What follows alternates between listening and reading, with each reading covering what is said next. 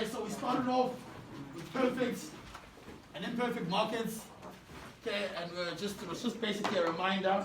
Okay, obviously because we're dealing with dynamics of markets. And we looked at perfect markets, we looked at the characteristics, we looked at the different types of imperfect markets, monopoly, oligopoly, monopolistic competition. And then we started off looking at the relationship between markets. And we looked at a shift in the demand curve and a movement in the demand curve. And I'd like to start the lesson off there today. Mr. Palmer, I'd like your hairstyle, please help me out. What would cause, I really feel like a hairstyle, but on there. What would cause a movement along the demand curves? How many things, let me rephrase my question. How many factors would cause a movement along the demand curve? Palmer says two. Okay. One factor. Only one factor will cause a movement. Bandu is messing around with you. Only one factor will cause a movement along the demand curve. Bandu, what is that one factor? Price. Price is the only thing that will cause a movement along the demand curve. Yes, sir? Quickly, phone him. Okay? And if I just draw it, no, phone him here. If I just draw it, and I've got the demand curve that looks like this. Yeah, I'll put him on speaker. I want to talk to him, remember? Okay? And we're talking. Okay, gents, please listen to me while we're discussing this. Okay? If we've got a price of, let's say, 5 Rand there and 7 Rand there, okay? The movements would be caused if our price increased from 5 to 7 Rand. Okay? It will be a movement from 5 Rand to 7 Rand on the demand curve. Decide. There are other factors that will cause a shift. Mr. Mwabo. Yeah, come on, Mr. Tembele, come back. Eh, manje esikoleni banka.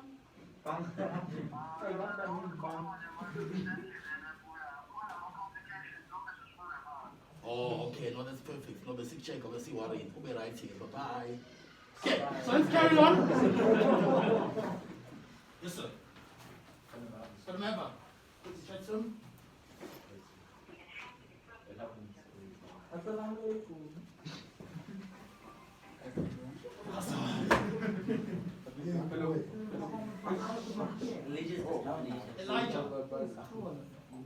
Elijah. Speaking to Mr. He's speaking to Mr. Tembele. How are you? He's speaking to Mr. Tembele. How are you? I'm good. Are you coming to school anytime soon? We miss you. Alright, sounds good. Bye-bye. Okay. As long as the jets are fine, it's fine. We can carry on. So we've decided that a price change of any sort will cause a movement on the demand curve. Okay? And what other factors will cause the demand curve to actually shift? Decide. Talk to us. Change in income level, change in consumer tastes and preferences, change in weather. Substitute. Change in substitutes. Okay. So today we're gonna. Okay, give me a chance. Today we're gonna be going to the actual detail. Okay, on all those specific things that you're talking about. But gents, if you could just understand those two basic things just to the start, I think we've already gone far. Okay. That only price alone will cause the movement along. Everything else, Mr. Naidu, will cause the shift in the demand curve. Okay. So we're all on the same page. Let us carry on then, gents. Today, the objectives of the lesson, okay? We need to understand the importance of relative and absolute prices. Relative and absolute prices. We've got relative and absolute scarcity. We've got relative and absolute. What else do we have? Relative and absolute that we learn about in economics. Do you remember? Besides scarcity. Okay, relative, absolute poverty. So when you talk about relative and absolute pricing, do you guys have an understanding of that? No. Does anyone wanna try so that we can see what it actually is? But just Pile, you look like you wanna try. Just try wing it. A relative price. What would a relative price be to you? 100%. The price of something compared to something else. So if I tell you that the price of a chicken, which example we'll see, okay, is 23 rand for a full chicken. I used to sell chickens. 23 rand for a full chicken. Okay? And the price of a cow is 8,000 rand. How would you then put that in a sentence when you're talking about relative pricing? Would anyone like to try? I don't expect it to be right, but it's just... The chicken is cheaper at 23 rand, however many cents, compared to that of the cow, which is 8,000 rand. 100%. Okay? If we could divide the 23 rand into the 8,000 rand, and we get something like 400 and something rand, okay, we can say that the price of chicken is 400 times cheaper than the price of cows. Are we on the same page here? So we'll look at that, and then an absolute price. Who would like to try this? This is obviously something relative was a bit easy. You could wing that. Absolute price, Bandu, do you want to try? Like the price of it. Price? Like the price of the product. That's actually 100% correct, Kevin. It's in rands and cents. 100% correct. Okay? It's the actual price of a product. When you talk about absolute scarcity, what were we basically saying? If something is absolutely scarce, there's no more. It's just that. It's it. Okay? That's what we've got. So with absolute prices, it's just that price in rands and cents. Okay? So if chicken is 23.50, that is the absolute price. Okay, so we're all on the same page at least. And then the second thing that we'll understand today is the demand relationships when it comes to substitute products and complements. And when we talk about demand relationships, Mr. JD, we're literally going to be looking at what happens if the price of a substitute changes. So if you've got these two things, and both of them you can draw with both of them, and you usually buy this one for 10 rand, and this one, let's say, is 12 rand, what happens when this one changes to 15 rand? Are you answering or are you I'm not asking the question, I was just making a statement, but you can answer. I'm gonna try something. No, answer. So I think that the demand for the other substitute will increase. The demand for the other substitute will increase. So if this is 12 rand, this was 10 rand, this now goes to 15 rand, it will cause demand for this to increase. Okay. With complements, what type of goods or complement goods? Any example. Think of iPhone, give us an example. Think of anything. I know I'm bringing under the spot. iPhone and Samsung, or what kind of goods? Substitutes. Hand up, who hasn't said anything? Like Tea and sugar. Tea and sugar or complements goods. Goods that complement each other, goods that you use together. So I thought you were going to say maybe iPhone and those earphone things. My birthday is past, but you guys can still contribute some money, to buy me some AirPods. But those are complement goods. So what happens? I do at the back, okay? And we're still going to get to the contents, but I just want to understand, what do you think happens if the price of a complement good goes up? So we're talking tea and coffee, and the price of... The demand for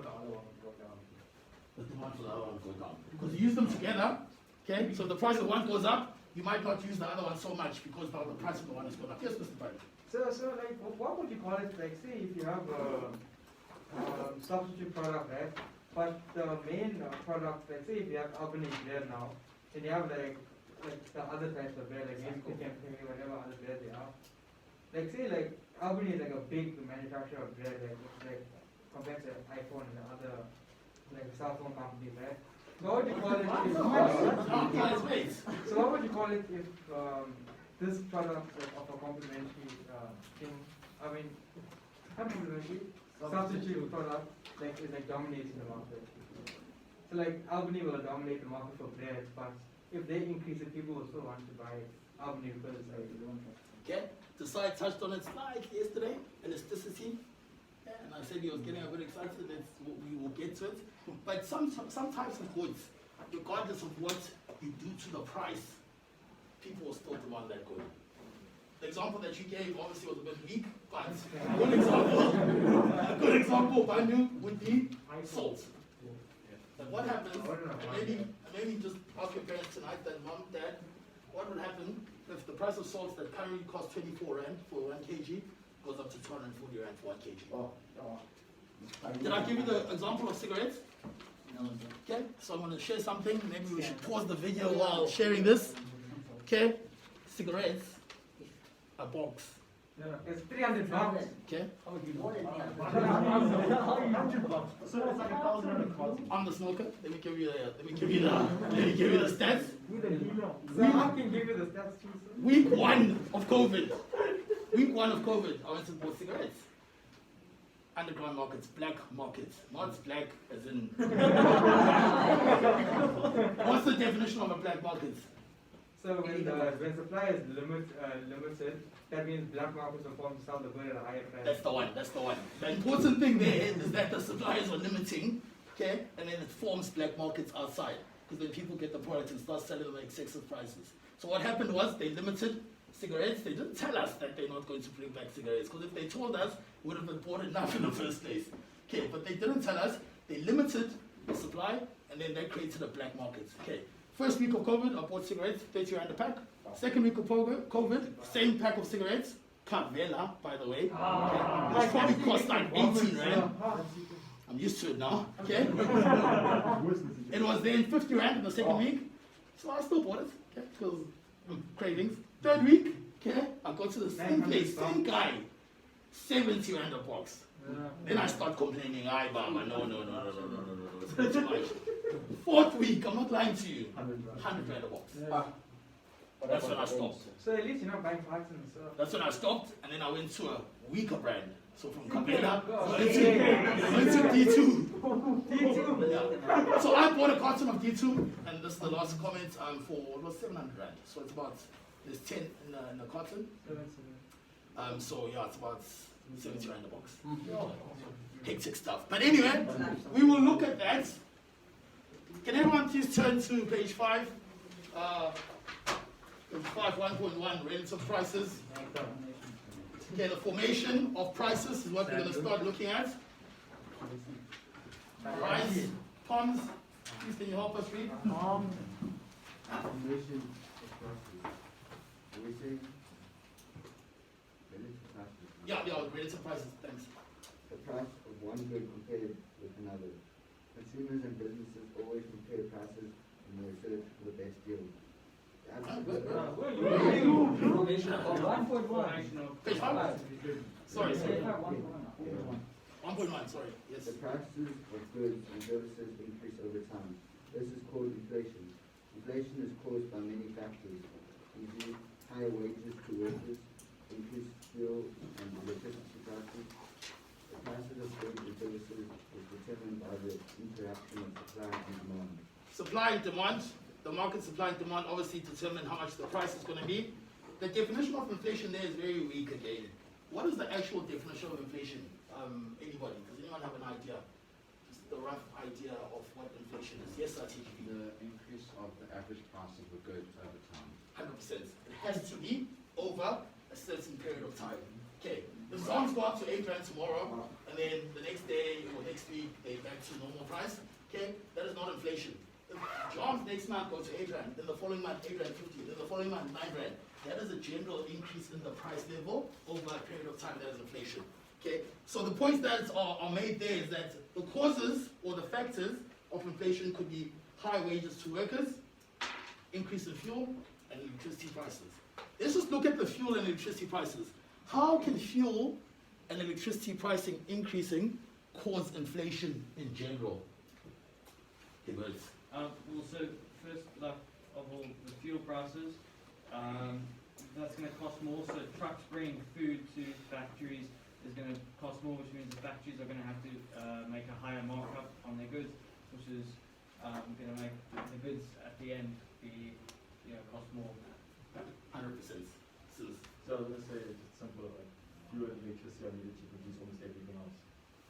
So if they go up, Then everything else has to go up. and then in order for you to recoup those profits as a person that is producing or supplying this good, you then take that extra increase in the fuel and electricity and you put in your price. That is an increase in price levels. Okay, let's carry on reading, please. This side take over. Absolute and relative prices. Absolute price. The price of a product in rands and cents. The price quoted on the market. It is a signal for buyers as to whether or not they can afford the product. If they can afford it, the increased demand will cause the price to go up. Example, the absolute price of houses went up in the early 2000s because people started earning more money, increased demand. The absolute price of food is going up because less land is being farmed, short in supply. Thank you very much. That last example, I just want us to look at that again. Okay, I've got here absolute price, the price of a product in rands and cents. Okay, and they're talking about housing there. And the example says that, yeah, that's hectic. Give you dollars. Okay, let me just explain this, then I'll take your question. The example says, right, that because people started earning more money, we've all got more money, we are going to demand more products. Okay, because people started earning more money, there was an increase in demand, therefore the absolute price of housing went up. Okay, whereas if you look at it from a supply point of view, and the second example basically says that the land was not farmed properly, let's put it that way, or not farmed to full capacity, that decreased the supply, and that also then caused the prices to change. Does that make sense? We look at it from two different points of view. One from a demand perspective, and one from a supply perspective. That's the one. Banjo. Looking at me like I'm going crazy here. Okay, so we're happy with that. Absolute pricing. Then we can look at it from a demand point of view and a supply point of view. Okay, yes, Mr. Mabit, I'll take a question now. Professor, with this last point about the absolute price of food going up, is that like sort of like the black market?